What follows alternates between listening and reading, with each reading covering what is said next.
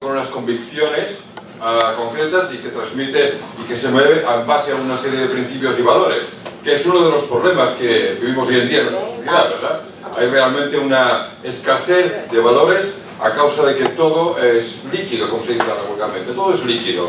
Hay incluso algunos programas de radio que a veces escucho de charlas y de tertulias que se llaman líquidos, y realmente todos los valores, todos los principios, todo lo que parece que pudiera ser algo donde agarrar nuestras vidas y tomar como referencia para tomar decisiones vitales en nuestro proceso vital, precisamente todo se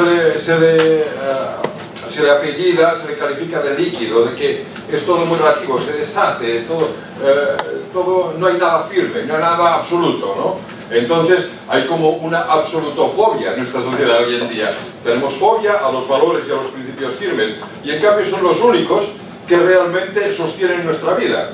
Nadie cuestiona que 2 y 2 más 4, supongo. No sé si hay alguien que sea capaz de cuestionar eso. Aquí me gustaría conocerle y hablar luego un rato, porque quizás sea interesante lo que tenga que decir, que puede ser, ¿eh?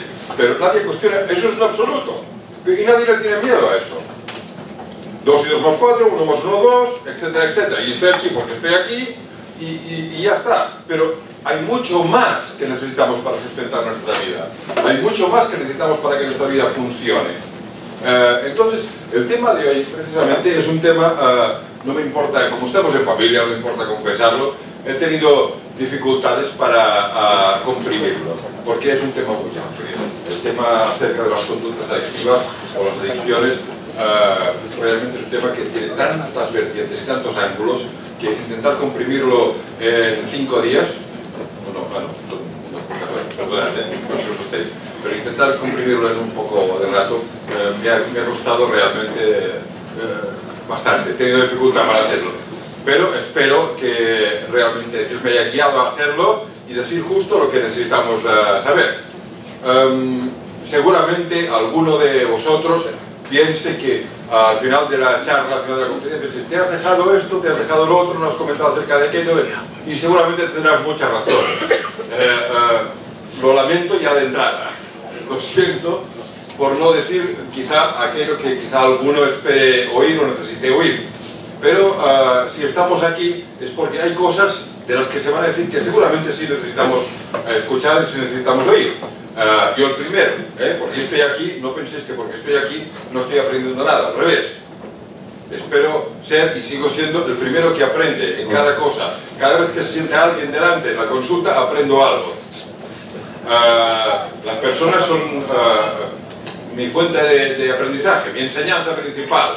Así es que estoy aquí no solamente para explicar cosas, sino para aprender también, ¿ok? Tenéis todos papel y lápiz preparado, ya lo veo, fantástico. Porque os voy a pedir que trabajéis en hacer una pequeña cosa. No os asustéis que no va a ser un trabajo muy extenso y muy complicado. Pero vamos a hacer una cosa, vamos a apuntar algo al inicio de la conferencia y vamos a revisarlo al final de la conferencia.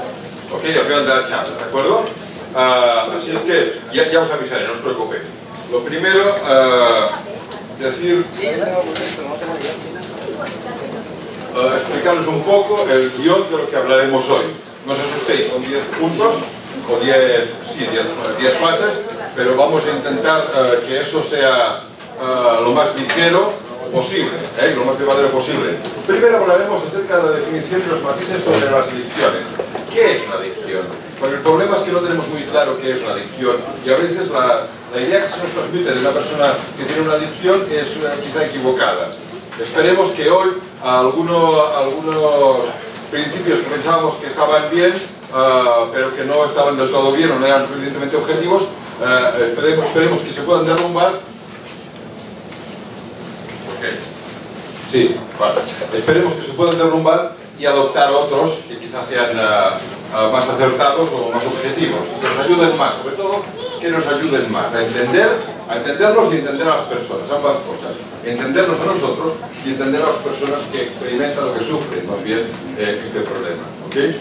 La segunda cosa es el mecanismo de las adicciones, comprender cómo actúan las adicciones, tienen un mecanismo de funcionamiento. No estamos hechos solamente de algo inmaterial, aunque hay algo inmaterial que forma parte de nuestra vida, eso está claro, pero estamos hechos de algo que también es material, y ambas partes, ambas cosas están perfectamente perfectamente unidas, ¿ok? De tal forma que si dejan de estar unidas nos morimos. Así es que ese es el principio. Hemos de entender cómo funcionamos por dentro físicamente y cómo funcionamos por dentro psíquicamente, ¿ok? Después, ¿qué causa las adicciones? ¿Cuáles son las causas? ¿Por qué una adicción? ¿Por qué? ¿Cuál es la razón de una adicción? La importancia de diferenciar entre dos cosas importantes. Eso, precisamente, el no diferenciar entre esas dos cosas es una de las cosas que provocan las adicciones. No diferenciar entre deseos y necesidades.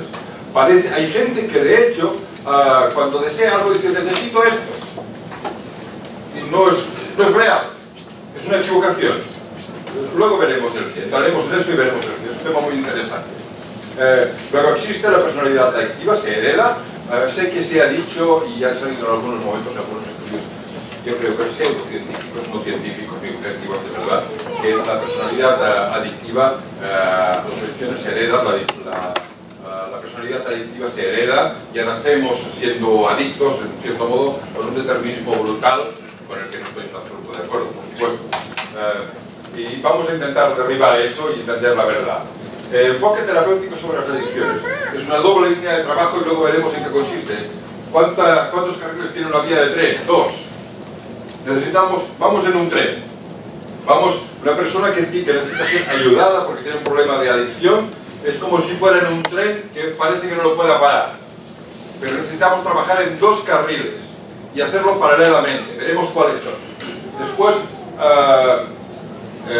el conocer el nivel de la adicción. Es fundamental conocer el nivel de la adicción. No es lo mismo tomarse una cerveza o 2 el fin de semana que tener que beberse 5 cervezas y 2 jarras cada día. No tiene nada que ver una cosa con la otra. Una cosa es el día de una adicción y otra cosa no. Podemos estar equivocados. A lo mejor la persona que se tiene que beber 2 cervezas el fin de semana, si no se las bebe está de mal humor, tiene problemas, también es una adicción. ¿Ok? Vamos a ver algunos matices acerca de eso. Diferentes líneas terapéuticas acerca de cómo tratar con una adicción. Hay diferentes líneas, hay muchas escuelas. Mi modo de ver demasiadas, quizá, porque hay de todo y te encuentras de todo. Y el problema es que cuando una persona tiene un problema de adicción, está muy desesperado o muy desesperada, se coge a un clavo ardiente que hace falta. Y a veces pillamos un clavo ardiente y nos quemamos las manos y lo único que nos llevamos es una buena quemada y nada más. Pero vamos al menos a conocer un poco cuáles son las líneas terapéuticas principales hay, cuáles son quizá un poco más, objetivamente un poco más serias y más eficaces y cuáles no. Luego hablaremos de la familia de la persona que tiene una adicción, la familia del adicto, los verdaderos terapeutas, qué hacer y qué no hacer. Pero sobre todo, ¿cuál es el papel que juega la familia de la persona que tiene problemas de adicción? ¿Okay? Realmente son coterapeutas, son ayudadores de verdad. Tienen que funcionar en equipo con la persona que está elevando la línea principal de terapia. Tienen un papel fundamental, no nos podemos olvidar de ellos, porque además también lo sufren, y mucho. La familia de la persona que tiene una adicción sufre tanto o más que la persona que tiene una adicción. ¿Okay? Así es que vamos a hablar un poco acerca de eso. Eso no sería para dar una conferencia entera, pero vamos a intentar hacer lo que podamos, ¿ok? Cuento con vuestra tremenda y fantástica capacidad de síntesis y de comprensión y con vuestra imaginación, que estoy seguro que la tenéis y mucho, ¿vale? Vamos a intentar juntos trabajar como equipo para llegar a una conclusión que nos ayude a todos. Y, por último, un tiempo de ruegos y preguntas, ¿de acuerdo? Ahí volveremos a revisar de nuevo lo que hemos escrito, etcétera, etcétera. Haremos algo muy interesante. Yo espero que sea interesante, al menos tengo la expectativa esa, y espero que tú también la tengas, ¿ok? Con vuestro permiso, os tuteo, porque para mí sois familia, en realidad creo que en la fe lo somos, así es que pues yo os doy, por favor, os ruego que me tuteéis cuando me habléis y cuando me preguntéis, ¿de acuerdo? Soy Daniel, aquí no va nadie de nada, ni de doctor, ni de nada, soy simplemente Daniel, nada más, ¿ok? Así es que vamos a empezar. Bien, empezamos con el punto 1, que es definición y matices sobre las adicciones. ¿Qué dice el diccionario de la Real Academia Española? Eso es muy divertido y muy interesante, no lo sabía, pero se me ocurrió mirar. El diccionario de la Real Academia Española de la Lengua dice que una adicción es una dependencia de sustancias o actividades nocivas para la salud o el equilibrio psíquico.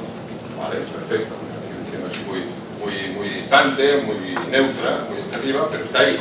Bien, ya nos serviría. Pero también dice que una afición extrema a alguien o a algo. Vale, entonces yo soy un adicto.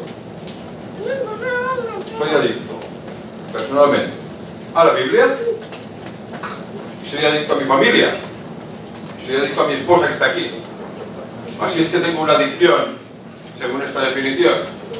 Pero hay algo más interesante. Se dice de la persona que tiene adicción a algo o a alguien, usado también como sustantivo, adicto, etc. Y luego una definición que aquí dice que está en desuso, que es unido o agregado a otro o a otros para entender de algún asunto o desempeñar algún cargo o ministerio. Pastor Jorge, ¿usted es un adicto? Está desempeñando un cargo o ministerio según esa definición y además está comprometido en algo.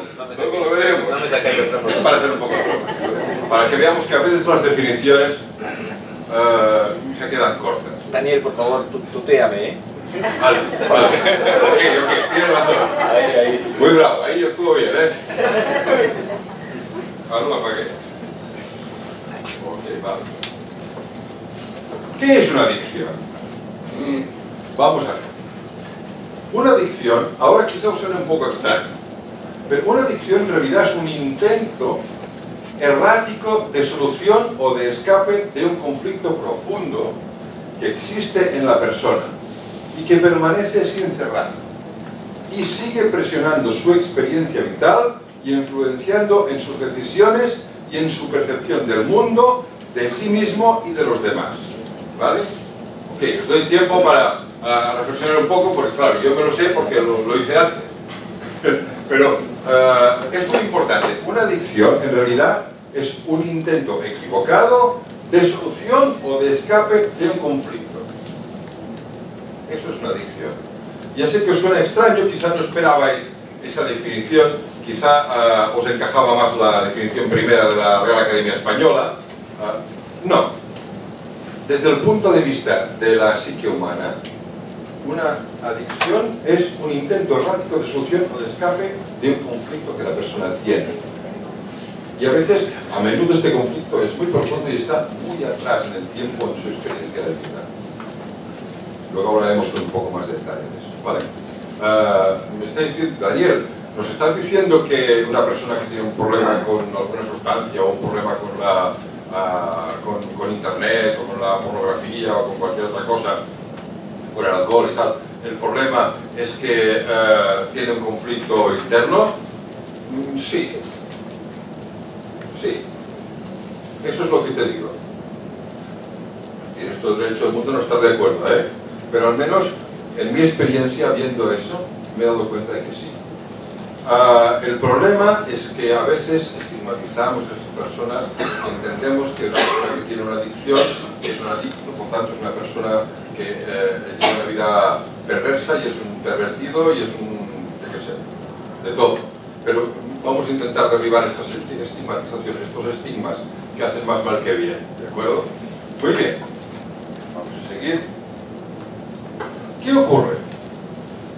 Este conflicto sin cerrar que la persona experimenta está oculto en su vida emocional y en sus recuerdos y le produce tan oculto que a veces ni es consciente de eso, pero produce un sufrimiento que es latente, que está ahí siempre, de modo que la persona se siente incapaz de acabar con ese dolor emocional y busca un anestésico para apaciguarlo o evadirse de él. A ver, veamos. Quizá este dibujo nos ayude un poco más a entenderlo. Hay un conflicto que está sin cerrar, que afecta la vida emocional de la persona. Este conflicto produce un sufrimiento emocional de la persona. Ese sufrimiento se transforma en un dolor emocional, ¿ok? Que a veces incluso se llega a somatizar, puede llegar a ser hasta físico el dolor este. Puede manifestarse físicamente, incluso en algunos casos, en forma de enfermedad, etc. Luego, este dolor produce una necesidad de evitar ese dolor, un anestésico, una evitación. Esta actitud de evitación, en psicología se llama evitación, pero simplemente lo que quiere decir es evasión, necesidad de evadirse, de escapar de eso. Y esta habitación nos lleva a buscar un anestésico que produzca una gratificación, que nos gratifique, que nos haga sentir un poco mejor o un poco menos peor. ¿Ok? Eso es lo que ocurre, especialmente cuando se trata de adicción a determinadas sustancias, ¿vale? En ese caso quizás se ve más claro, ¿no?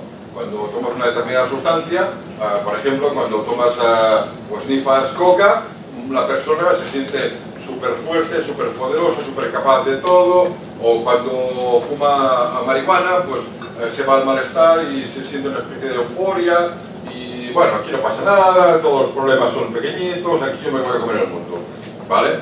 Desde luego es artificial, totalmente artificial, es pura química, nada más.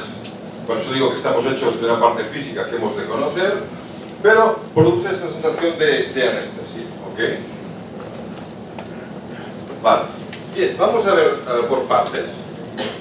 Ya sé que estoy intentando ir un poco rapidito, pero si voy un poco rápido es para darnos tiempo a entrar en todo lo que podamos, ¿vale? Ahora entramos en un terreno muy curioso. ¿Cuál es el terreno muy curioso este? Pues es el terreno de la definición o los tipos de adicciones. Estas son las que se encuentran clasificadas en el DSM-4R4. Vale, ¿qué es el DSM?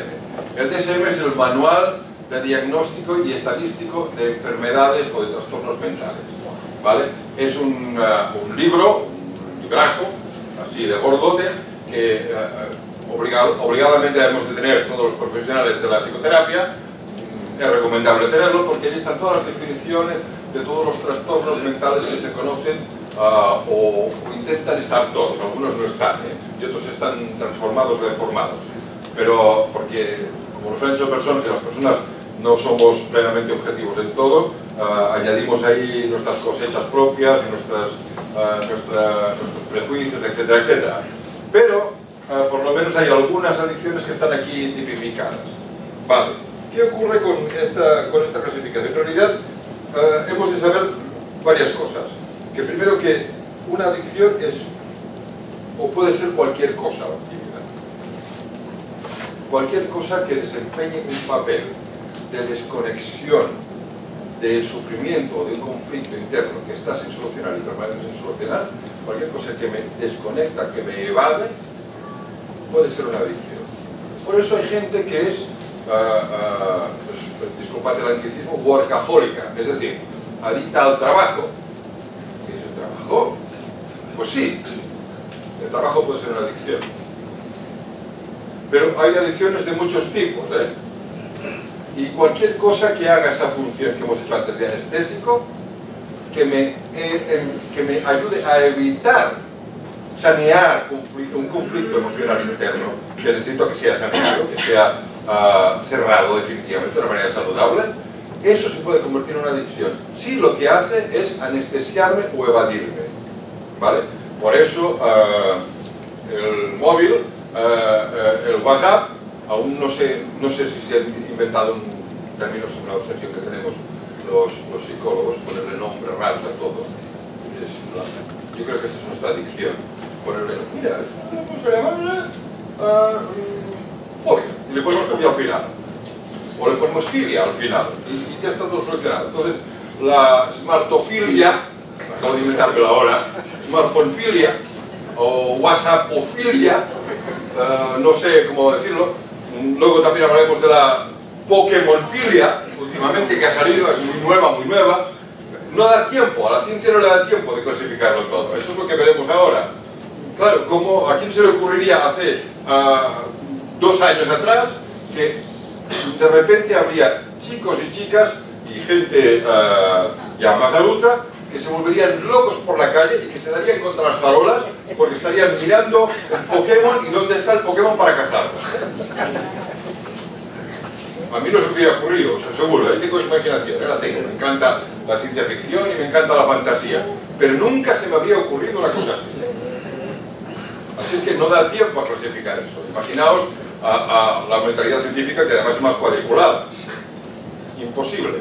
Pero al menos tenemos algunos, los más típicos, los más conocidos. Vale, hay trastornos relacionados con el alcohol, con los alucinógenos, con las anfetaminas o sustancias de acción similar, con cannabis, con la cocaína, con la fenciclidina o con sustancias de acción similar. La fenciclidina es un una droga que inicialmente fue diseñada como anestésico quirúrgico, pero que produce una sensación de euforia falsa, etcétera, etcétera, ¿vale? Trastornos relacionados con inhalantes, ya sabéis que hay mucha gente que inhala sustancias, inhala cosas hasta cola de impacto, en algunos casos lamentables y de miseria, inhalan cola de impacto y produce una sensación de alucine. Trastornos relacionados con opiáceos, con sedantes, con hipnóticos, con ansiolíticos. Un dato interesante, estamos hablando de hace como 10 años atrás, solamente en Estados Unidos se consumían diariamente, ¿estáis sentados? Sí. Diariamente 80 millones de pastillas ansiolíticas. Hace 10 años atrás. Ahora, para que no se vea tan escandaloso, los laboratorios han decidido ya no publicar más esto.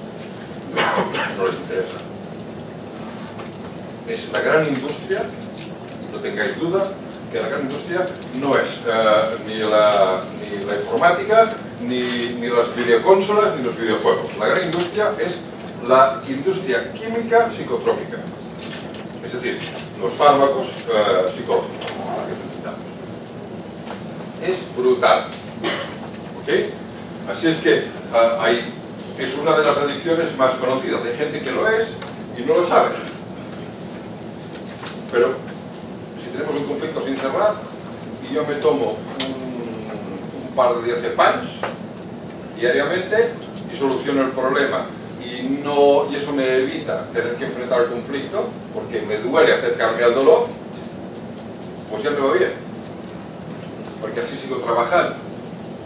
No sé si habéis oído o habéis visto, seguro que habéis visto anuncios publicitarios que hablan acerca de determinadas sustancias que no hace falta ni receta médica, que te dan vigor, que te dan fuerza, y es muy curioso. Fijaos en los anuncios porque el anuncio parte de la siguiente base: tienes que trabajar y mucho para conseguir cosas y comprar cosas y vivir mejor, entre comillas, ¿eh? Entonces no das al abasto, por lo tanto cómprate esa sustancia que lleva taurina y lleva no sé qué, lleva no sé cuántos, y podrás trabajar más.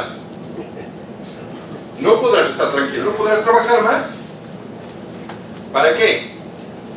Para comprar más cosas y tener que trabajar más y comprar más sustancias. Y trabajar más y comprar más cosas, tener que trabajar más y comprar más sustancias. ¿Ok? Eso es una espiral de adicción. Bien. También hay clasificados algunos trastornos en otros grupos, como los trastornos de la conducta alimentaria, cuando hay un tipo de ingesta que es compulsiva. Hay gente que come y no puede parar de comer y tiene momentos o episodios de hartazgo tremendo de comida, hasta realmente enfermar. Y también hay un grupo, el otro grupo de enfermedades y trastornos que se llama el control de impulsos, como por ejemplo el juego patológico o la cleptomanía. Ya sabéis que el juego patológico ya lo sabéis, y sabéis lo que es, personas que no pueden evitar jugar, lo que sea, pero jugar a las máquinas, a las tragamonedas, a las tragaperras, etcétera, etcétera. Y luego la cleptomanía, que son personas que tienen necesidad de coger, de sustraer, apropiarse de cosas sin haberlas pagado. ¿Okay?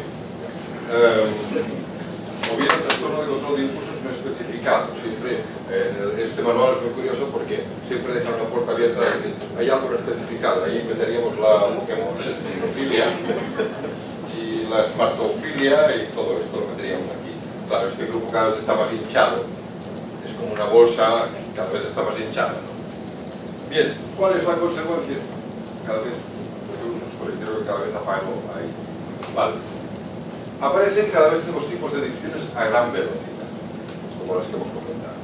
¿Vale? El sistema de clasificación y diagnóstico no alcanza, no es suficientemente eficaz ni rápido, porque para hacer eso hay que reunir un grupo, una comisión de científicos, hay que reunir un grupo, hay que hacer una especie de consenso, estar todos de acuerdo, y claro, ahí es donde entran los prejuicios, ahí es donde entran los prejuicios y los problemas. ¿Dónde entran? Pues en que la persona o este grupo de científicos, quizá a alguno pues le encanta jugar con las videoconsolas y se pasa el fin de semana una parte de horas sentado en el videocoche. Estoy poniendo un ejemplo un poco simple, pero no me sirve para ilustrarlo. ¿Qué pasa? O quizá tiene algún hijo o hijos que lo hacen y entonces no se quiere sentir mal.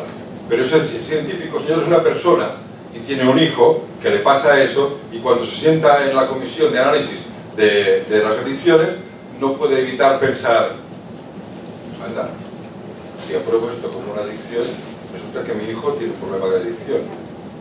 Eso es culpa mía. No, voy a decir que no estoy del todo de acuerdo porque esto no es suficientemente urgente. Porque y empiezo a argumentar.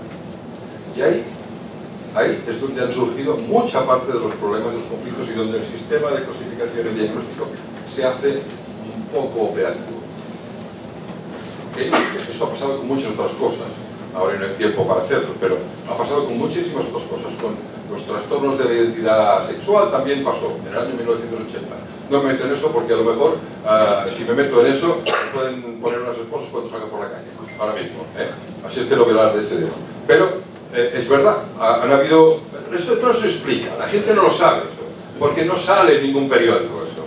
Pero esa es la realidad de lo que ocurre. Y eso es lo que deberíamos saber antes de creernos o tragarnos determinadas cosas o definiciones, porque están llenas de prejuicios, revestidos de falsa ciencia. ¿Ok? Bien. Claro, entonces no hay una tipificación objetiva de eso. ¿Por qué ocurre? ¿Por qué la respuesta a esa crítica es tan lenta? Es lo que hemos comentado. Porque vivimos en una sociedad que se debate en un mar de opciones aparentemente libres. Internet es libre, según dice todo el mundo, la información es libre, según dice todo el mundo, pero sin valores ni referentes saludables. El problema, precisamente, es que hay demasiadas opciones, pero hay escasez de criterios para elegir y para decidir. ¿Con qué se encuentra la gente hoy en día? ¿Con qué se encuentran los adolescentes hoy en día que entran en Internet y encuentran un mar de opciones descomunales? Se pueden pasar años con una sola palabra que pongan en el buscador. Pone el buscador determinada palabra y ¡guau! Se abre 13 millones de referencias. 13 millones de referencias, Dios mío. Con esta sola palabra me puede pasar media vida. Entonces, hay todo eso y entonces, ¿cuáles vamos a buscar? Las que parecen más atractivas, las que están diseñadas para ser más atrayentes. Pero no más aceptadas, desde luego. ¿Qué pasa? Que como no hay criterios determinados, no hay valores elegidos para saber decidir y para saber elegir, bueno, vamos de un lado a otro. Todo es relativo, no hay absolutos, así que si te pasas cada día 3 o 4 horas viendo pornografía en Internet, por ejemplo, eso no se puede calificar de problema de trastorno porque es tu opción libre.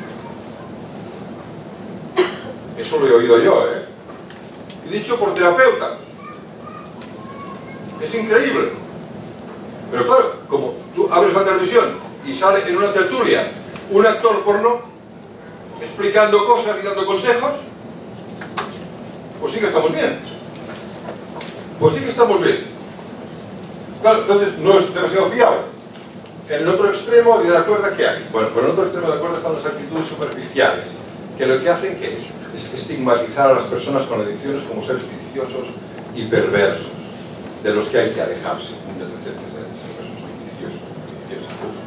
Qué asco. Vale, entonces aquí es importante, en mi experiencia nada más lejos de lo que veo en los evangelios. En mi experiencia nada más lejos de eso y en su principal protagonista, que es Jesús, el maestro. Bueno, Yeshua es un nombre verdadero, en hebreo, pero mi experiencia es que él estaba muy lejos de esa estigmatización. Al revés, aún le estigmatizaron a él y dijeron que se reúne con bebedores y con comilones y gente de mal vivir. ¿Por qué no se alejaba de eso? ¿Por qué no se conformó a estigmatizarlos? Al contrario. Porque él conocía lo que necesitaban.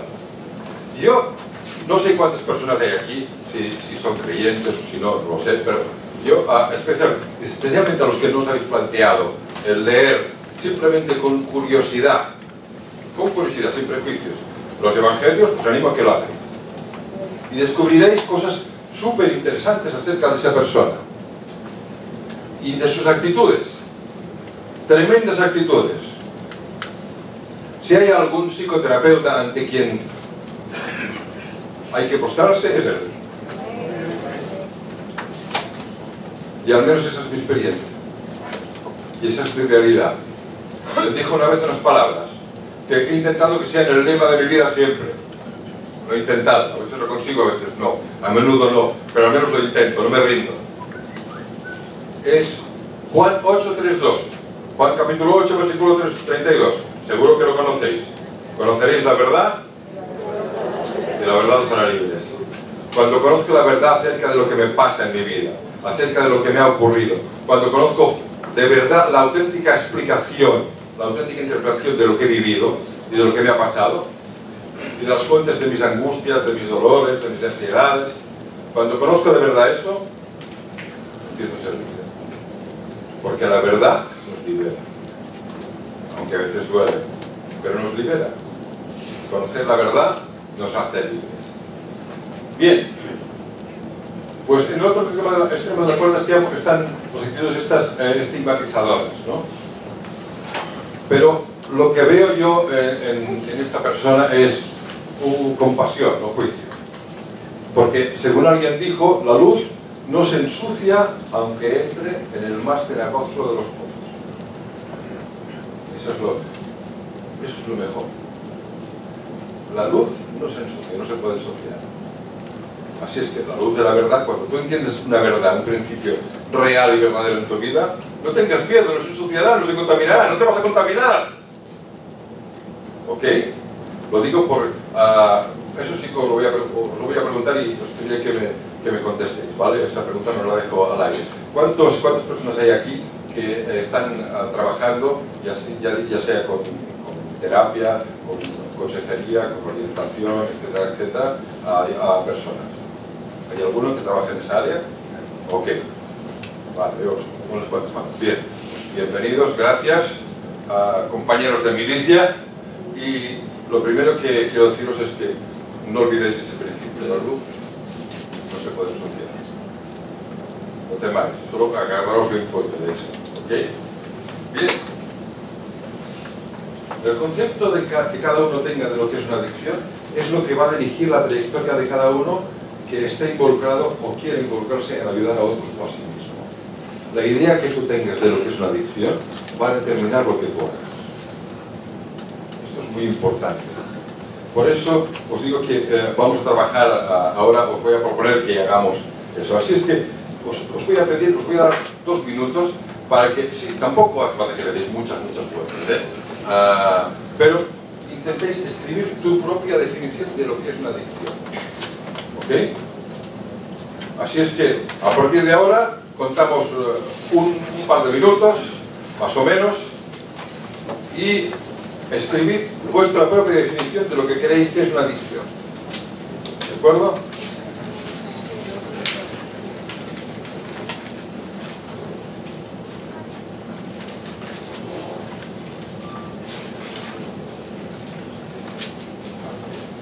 Estaba buscando la forma de desconectar el micro para que no gaste batería, pero aquí pone mute, pero igual. ¿Sí? Está muteado. ¿Puede apretar?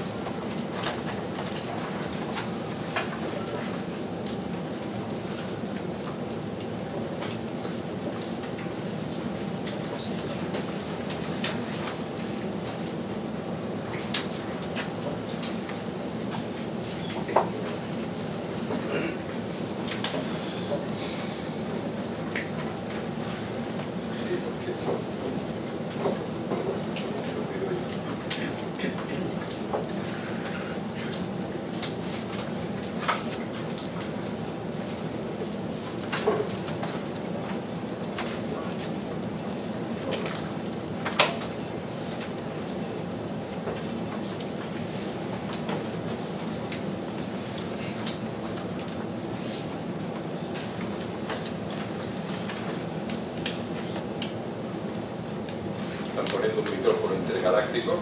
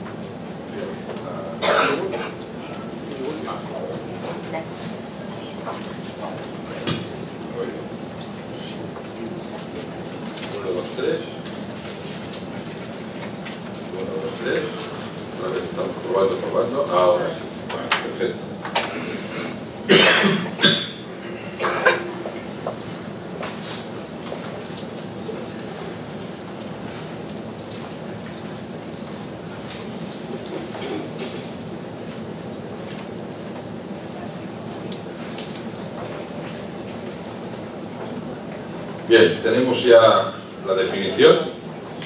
¿Sí? Ok. Pues ahora la guardamos. Por favor, guardad esta definición y al final de la charla nos volveremos a replantear una relectura. ¿Ok? Eso nos servirá para dos cosas. Primero, para ver en qué manera es lo que hemos charlado, lo que hemos hablado, ha modificado nuestro concepto, porque es vital nuestro concepto de adicción. Y me servirá a mí para saber si realmente ha sido eficaz lo que hemos hablado o no. ¿Ok? Bien. Ahora vamos a hablar de la definición de la Organización Mundial de la Salud.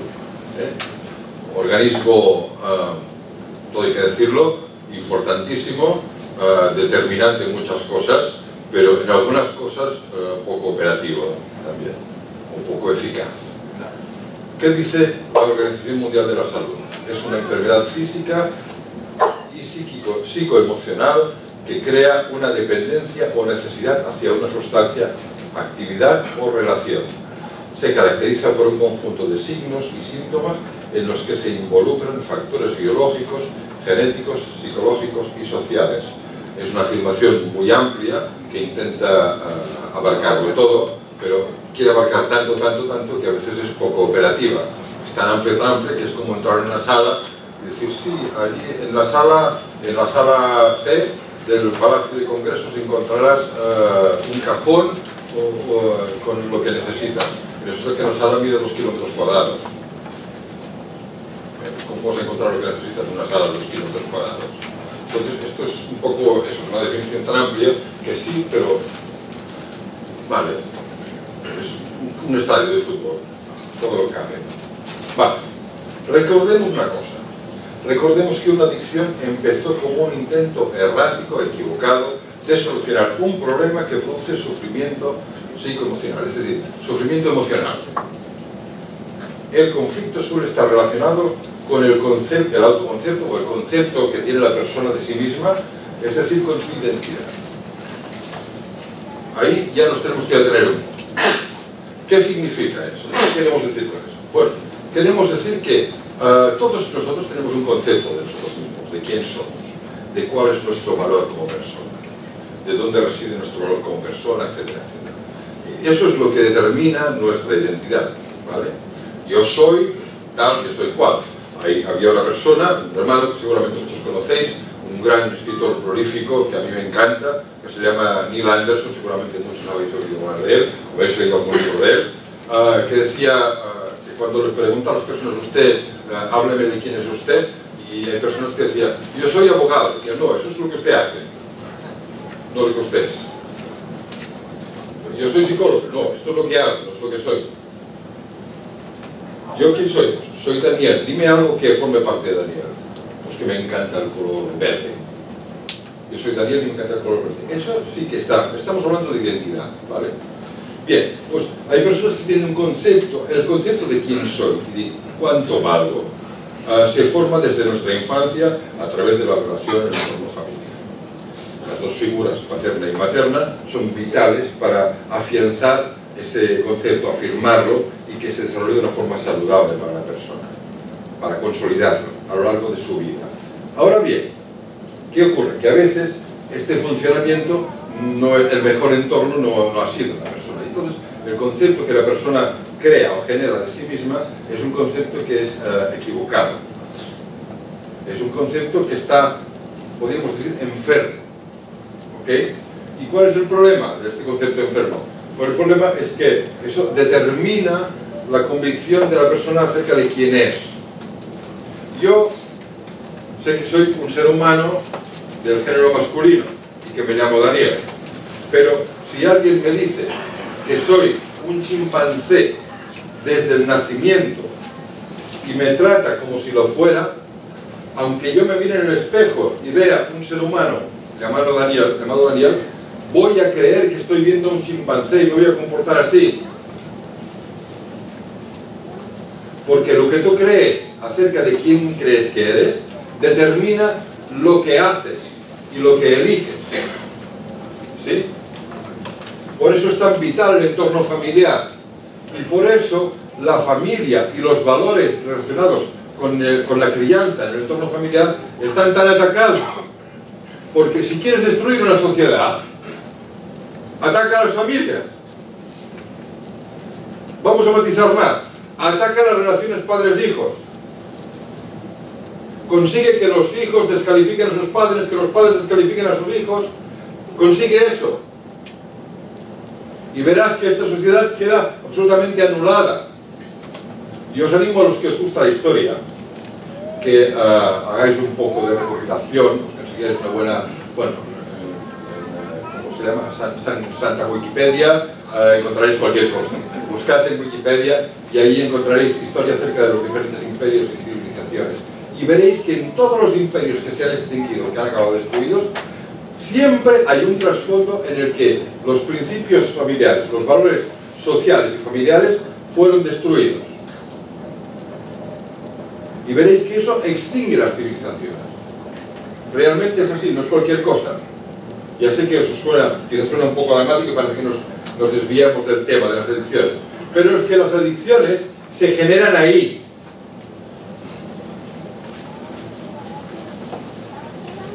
Vale, en el núcleo del problema, ¿qué hay? Pues suele haber una necesidad insatisfecha, adiós, una enfermedad insatisfecha de afirmación, afecto y aceptación.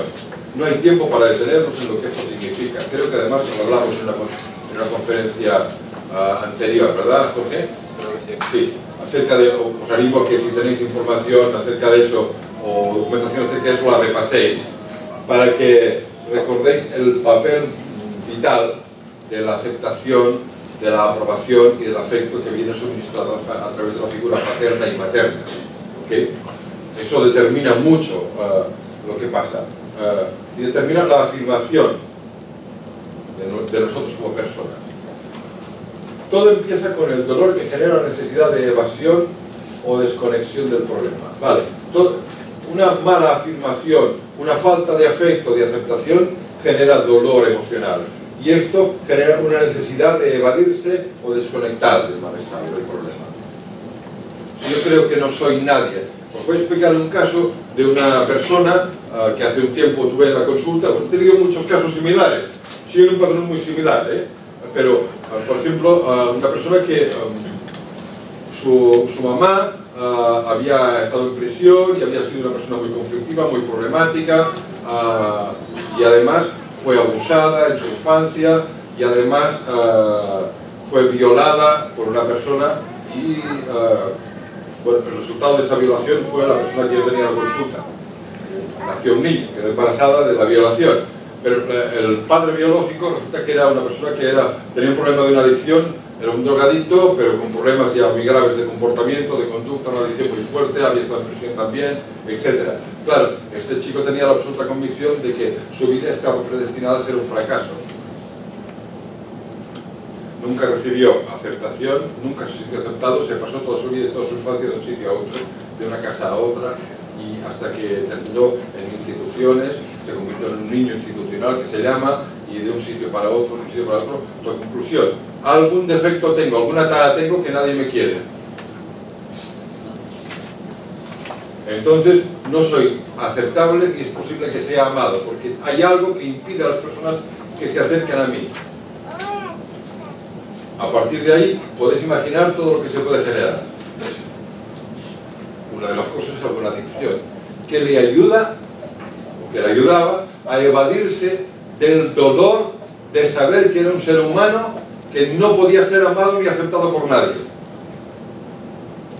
Algo que me ayuda a desconectar, que me anestesie. ¿Recordáis el dibujito con la...? Eso es lo que buscaba. Vale. Esto origina conductas de búsqueda de gratificación, comportamientos que lo que hago es buscar algún tipo de gratificación, algo que me desconecte, un desconector, un interruptor que aunque sea por un rato, desaparezca el dolor, me olvide de todo esto. De ahí muchas de las adicciones, muchas personas que se pasan tantas horas en internet, especialmente buscando algún tipo de estimulación sexual, lamentablemente está muy fácil encontrarla, solamente hay que poner alguna palabra, bueno, pues que pongas la palabra sexo y ya está. Pones la palabra sexo y es horroroso lo que sale. Y millones de acepciones y millones de referencias. Así es que la accesibilidad también es muy importante, luego lo tocaremos eso. Y cuando la persona obtiene esta gratificación, esta conducta queda fijada, queda vinculada, queda consolidada y va a repetirla para obtener lo mismo porque la causa del dolor no se solucionó, solo quedó anestesiado. ¿Qué ocurre muchas veces con, para entenderlo quizá más fácilmente, podemos ver el ejemplo de una persona que tiene una adicción a algún tipo de sustancia, ¿vale? A drogas o al alcohol, sobre todo a las drogas que aún se ve más claro. ¿Qué ocurre? Gracias a Dios hay centros de rehabilitación que trabajan con las personas y que trabajan pero noche y día sin descansar, sin desmayar, desde el primer momento, se dejan ahí la piel trabajando con ellos. Y eso es admirable, porque si no estuvieran ahí, no habría nadie que lo hiciera. Así es que podemos dar gracias a Dios por muchos centros de rehabilitación que han crecido, se han desarrollado, han sido una herramienta tremenda, terapéutica para muchas personas, ¿vale? Así es que eso que digo no es una crítica destructiva, sino al contrario.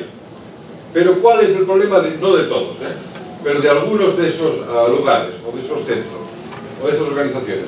Pues trabajamos con la adicción, pero no trabajamos con la causa de la adicción.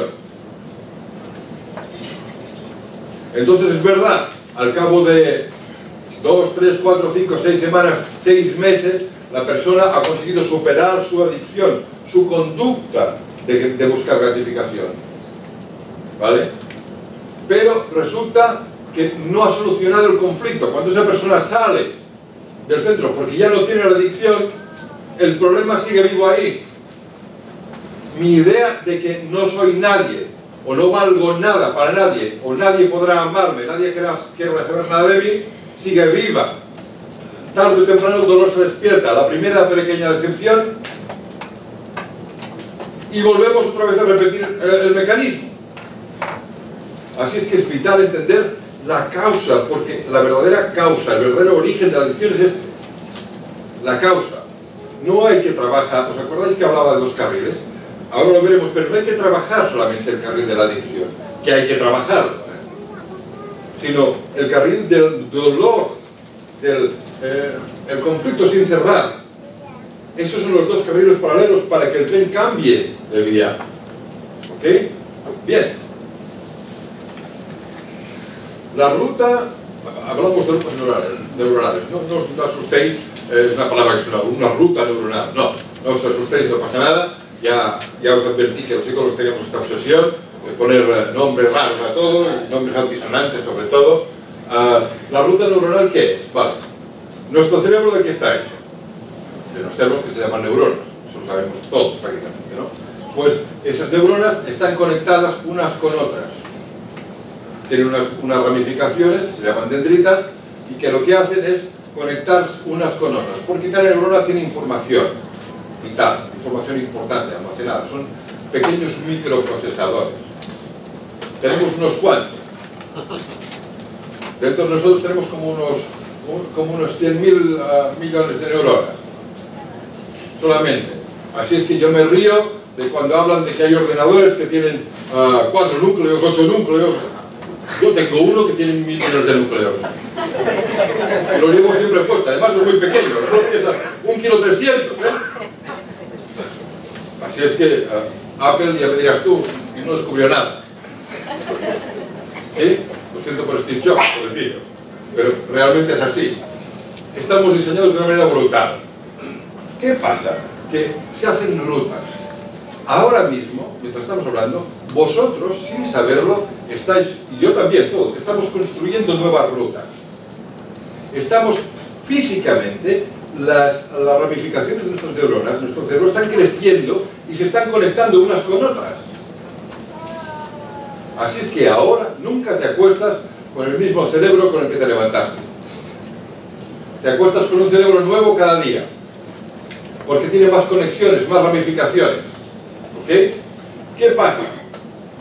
Que estas rutas neuronales, estas ramificaciones, estas redes que se crean, ahora aparezco el punto de estas redes neuronales, que hablan mucho de redes neuronales, es verdad que son las redes neuronales, tiene razón, solamente en eso, bueno, la mayoría de las otras cosas creo que no la tiene, pobre hombre, pero al menos en eso sí, se generan redes de conexión.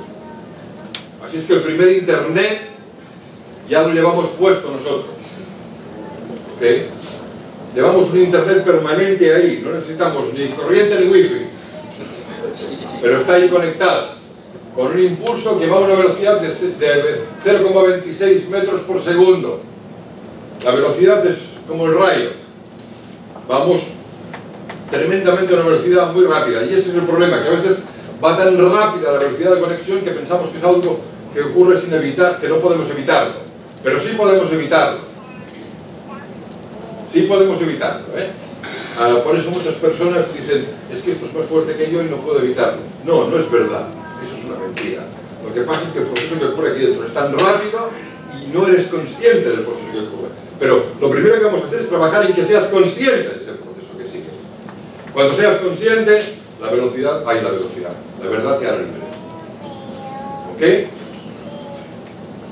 Os animo a que veáis, como luego le pasaré a Pastor Jorge, le pasaré el PowerPoint para que lo tengáis, podáis imprimir, pero os animo a que miréis este vídeo. Está hecho por personas, a ver, hay de todo, la mayoría de ellos son agnósticos y de todo, ¿vale? Pero es verdad que hay principios reales, científicos, muy auténticos. Son personas científicamente bastante autorizadas, que hablan y explican acerca de cómo funcionan las redes neuronales y cómo se crea una ruta que al final llega a tener una huella tan profunda que se convierte en un hábito.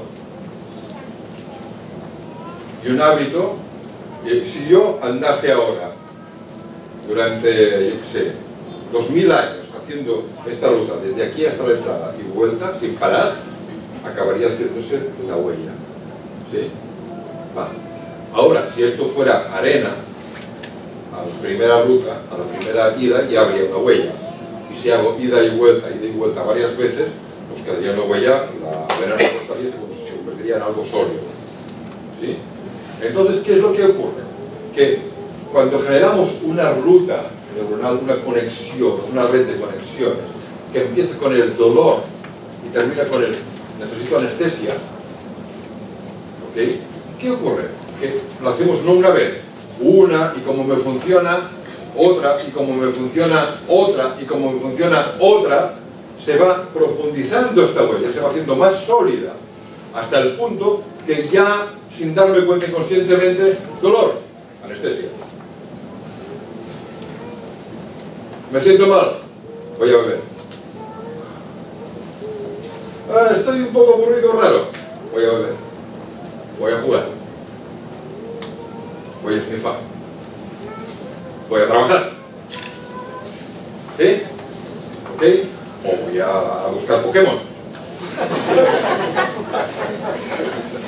Bien.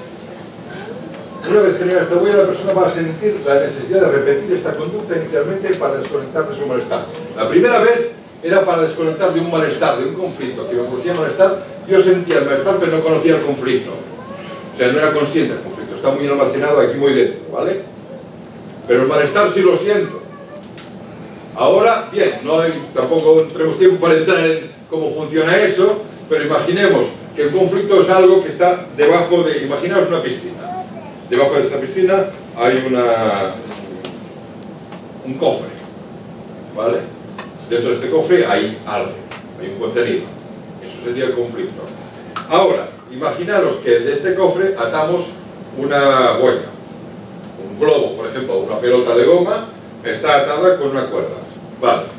Tú sabes dónde está el conflicto por la boya. Pero la primera vez que instalamos esta boya ahí, la metemos, imaginaos que tenemos un traje de buzo, la atamos al cofre y la soltamos. Por sí sola, sube arriba. Esas son nuestras emociones y nuestro dolor emocional. Puede haber un conflicto muy profundo debajo de nuestra mente, de nuestro corazón. Pero el dolor, las emociones, salen por sí solas como una burbuja, como una boya, porque está contenida de aire. Su naturaleza es expresarte. La naturaleza de nuestras emociones es salir, darse a conocer, expresarse, que sean sentidas. Y eso no podemos evitarlo. Hay muchas personas que me piden... ¿Está funcionando el micro? Sí. Vale, ok. No está funcionando.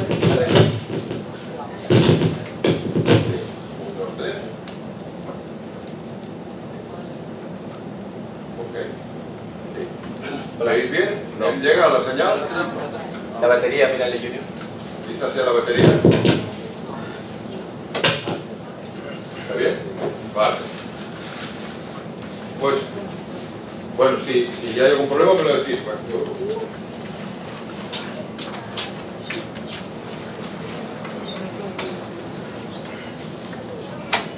Me muevo demasiado, quizá. ¿No llega? ¿Sí? Vale, pues decía que tenemos la boya que nos soltamos. ¿Qué pasa? Que cualquier cosa que lleve aire debajo del agua, su naturaleza va a ser salir y expresarse. ¿Ok? Así es que hay muchas personas que me dicen, es que no quiero sentirme así, es que no quiero sentir eso. Perfecto, pero lamentablemente en eso sí que no nos parecemos en el ordenador. No tenemos un botón que pone reset y machacamos el programa de sentir. Eso. La única forma de cambiar lo que siento es cambiar lo que pienso acerca de lo que me ha pasado. Vuelvo a repetir eso.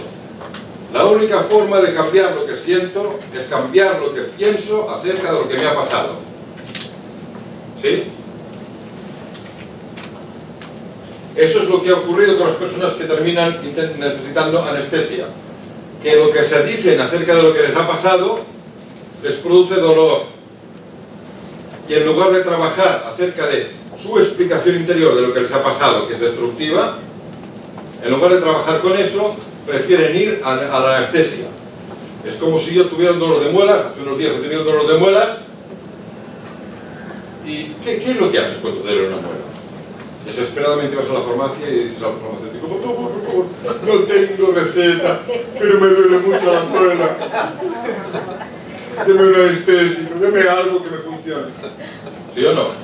No vamos con todo el sacrificio y decimos, por favor, señor farmacéutico, ¿me puede suministrar una dosis de antibiótico de 750 miligramos para terminar con la infección, que es lo que nos produce el dolor? Eso no lo hacemos nunca. Aunque eso sería lo eficaz. Trabajar con la raíz del dolor, lo que produce el dolor. Lo que nos cura no es la anestesia. Los ansiolíticos no curan. Lo que cura es entender lo que me pasa y trabajar con eso. Reinterpretarlo de una manera más constructiva y más real, más objetiva. ¿Ok? Bien. Pero la anestesia, ¿qué pasa? Que la anestesia genera la dependencia, con sus propias exigencias. Se convierte en una especie de pequeño dictador paternalista, como alguien que nos dice, va, no te preocupes, yo arreglo el problema, tranquilo, ¿sientes dolor? Nada, esto está superado, yo te ayudo, dejar de sentirlo en unos minutos. Ya verás qué bien te encuentras en unos minutos. Pero, ¿qué ocurre? Que este anestésico tiene sus propias exigencias. ¿Qué te dice? Primero, yo te sacaré del dolor cada vez. Segundo, pero a cambio tú me necesitarás cada vez más. Tercero, modificarás tus comportamientos para seguir conmigo y todo será sacrificable para conseguirme. Cuarto, porque me cederás el control de tus decisiones, tus prioridades, tus horarios, tus relaciones, etcétera, etcétera. Esto es lo que ocurre con el anestésico. Este es uno de los carriles, por eso es tan poderoso. Ese es uno de los carriles con los que hay que trabajar. Siempre a menudo hago la comparación de alguien que lleva una muleta. Es fantástico porque si vamos mal de una pierna, por ejemplo, usamos una muleta. Pero imaginaos que esta muleta se convierte en una serpiente. Recuerda esa historia de Moisés, que la vara se convirtió en una serpiente. Luego, pobrecito, dice que corría y no sabía por dónde cogerla. Hay mucho que hablar acerca de eso, ¿vale? Un día, si Pastor Jorge decide volver a invitarme, hablamos de eso, que me encantaría hablar de eso. Lo disfruto. A mí, para mi vida ha sido genial entender ese principio. Pero la cuestión es que la muleta se convierte en una serpiente con sus propias necesidades y sus propias exigencias. Tiene vida propia. Así es que cada vez que la coges, te muerde y te envenena. ¿Ok? Bien. ¿Y el veneno cuál es? Pues son estos 4 puntos. Veréis que una de las señales de una persona que tiene un problema de adicción es que todo lo encuentra significable por amor a aquello. Para conseguir la anestesia, para conseguir su afición, entre comillas. Todo es significable. Familia, trabajo, todo. Salud, todo. Y le cede el control de sus decisiones, lo pone en el primer lugar de sus prioridades, de sus horarios, de sus relaciones, etcétera, etcétera. Eso es lo que provoca tanto dolor en las familias cuando tienen un problema o alguien que tiene un problema de adicción. Las adicciones más potentes son las vinculadas a objetos, relaciones y sustancias más accesibles y más potentes desde el punto de vista sensorial. Es decir, aquellas adicciones. ¿Por qué, por ejemplo, la adicción a pornografía es tan fuerte? Porque decimos, o cuando pensamos en una persona adicta, enseguida pensamos en alguien que tiene problemas con la cocaína, etc. Pensamos menos en una persona que tiene una adicción a la pornografía. Pero en cambio, es brutal la potencia que tiene. ¿Por qué? Pues porque es muy accesible. ¿Por qué es más grave la adicción, por ejemplo, a las bebidas alcohólicas que a las drogas o las sustancias de este tipo? Pues porque yo puedo salir ahora mismo y pedir 1, 2, 3, 4, 5 cervezas o copas de vino en cualquier bar y nadie me mira, no, por hacer eso. Socialmente no está reprobado, está aceptado socialmente. Es una droga aceptada socialmente. Hay mucha gente que se pone los cuatro tacos y dice, legalizar las drogas, legalizar el cannabis, pero en cambio estamos viviendo cada día con una droga o una sustancia que produce adictos y que está legalizada y promocionada incluso, y que es toda una industria. Si los propietarios de las bodegas de La Rioja me estuvieran oyendo ahora, me enviarían un asesino a sueldo. Pero es verdad. No digo que no hay que beber, por favor, entendedme bien, sobre todo, no estoy manteniendo una actitud como legalista y como beata. Yo soy el primero que me gusta beber un poco de vino en la comida y me sienta fantástico, ¿vale? Soy como Timoteo, que también le recomendaban eso, bebe por causa de tu salud, bebe un poco de vino, no bebas agua, bebe un poco de vino por tu salud, por tu estómago, por tu digestión, vale, o sea, no hay problema en eso. El problema es cuando yo tengo que recurrir a aquella sustancia para desconectarme de un dolor emocional que está ahí latente. Lo vemos, que a veces, hombre, pues no todas las personas que tienen problemas con la bebida sienten que tienen un dolor emocional y beben por eso. Bueno, una cosa es que no lo sepan, la otra cosa es que esa no sea la causa. Porque, repito, como va tan rápido este proceso y a veces la causa del dolor es tan fuerte que inconscientemente lo escondemos, no queremos recordar lo que nos pasó. Prefiero no pensar en eso, aunque lo siento, recordad la boya. No abro el cofre de debajo del agua, no buceo hasta abrirlo para sacar lo que hay. Pero la emoción sale y flota. Así es que, por esa razón hay muchas personas que piensan que no es ese, el problema no es ese, no va a ser ese el problema. Pues sí que es. El que tú no seas consciente de por qué necesitas beber no significa que no bebas por un problema concreto que te produce dolor aquí. ¿Ok? Bien. ¿Qué pasa? Pues lo que decíamos antes, que el problema de fondo genera otro problema de dependencia que habrá que tratar paralelamente al primero, el cual es el origen de todo. Ahí entramos en lo que decíamos de los dos carriles. Carril A, el verdadero origen del dolor emocional que me provoca la necesidad de buscar anestesia. Carril B, la adicción en sí. Las famosas, volvemos otra vez, las famosas exigencias. Tiene vida propia la anestesia.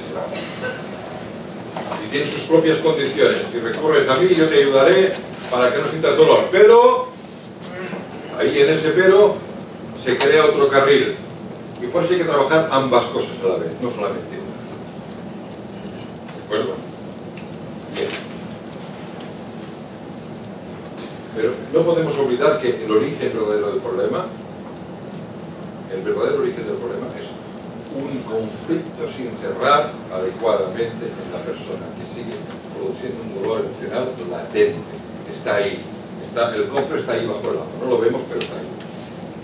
No lo vemos, pero está ahí. Necesitamos acompañar a la persona a voltear, hacer un poco de snorkel emocional, bajar abajo, abrir el cofre, leer el mensaje que hay en el cofre. Ese mensaje nos dice cosas muy destructivas, muy dolorosas acerca de nosotros mismos. Como el ejemplo que os puse antes, tú eres una persona que jamás podrá ser amada porque naciste para ser rechazado. No se le puede dar afecto porque eres una especie de monstruo, es alguien tarado que tiene una tara que hace que tarde o temprano las personas, vale, me avisan de que es la hora, gracias, Max. Tarde o temprano van a darse cuenta de tu tara y te van a dejar. Ese conflicto latente produce un dolor permanente y constante en la persona. Eso es lo que nos lleva a buscar anestesia. Da igual lo que sea, tengo que evadir, tengo que evitar eso. Conductas de evitación. ¿Okay? Muy bien. Nos paramos aquí, hacemos un pequeño break, descansamos, intentamos digerir toda la información y volvemos de nuevo y hacemos la segunda fase acerca de la definición que hemos hecho. ¿De acuerdo? Muchas gracias por vuestra atención.